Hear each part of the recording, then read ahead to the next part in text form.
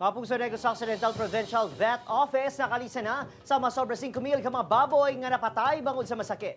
San Enrique Mayor Gilson Tubilyara ging klaro nga wala siniging rekomenda nga ipaidalom sa state of calamity in Banwa bangod sa hog cholera. Yaring balitang hitutukan, Nerin Pedreso. Sa pinakauling nga reports ng Provincial Veterinary Office as of May 23, 2023, naglabot na sa 5,252 ka mga baboy sa Negros Occidental ang nagkalamatay. 98 ka mga barangay gikan sa 14 na ka mga LGU ang apektado. Kung sumahod, naglabot na sa masobra 63 million pesos ang balor sa mga napatay nga baboy. Casualties lang. May cholera, may pneumonia, may heat stroke. Tanan na casualties very active ang aton nga mga parabet sa reporting. So tanan nga mortality is binata nila. So hindi sila segregate kung ang signs and symptoms amo na. So ginkuha na lang namon tanan. Samtang ginklaro ni San Enrique Mayor Gilson Tubilyara nga wala sinigin rekomenda nga ideklara ang state of calamity sa Banwa.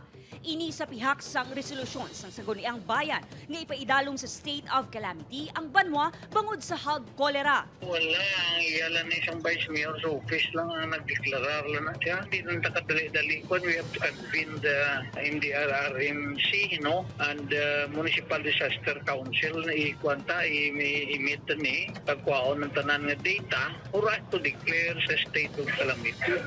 Una na naging pahayag ni Negros Occidental Provincial Administrator Attorney Rayfrando Diaz II nga magadepende na sa assessments ng LGU ang pagdeklara ng state of calamity.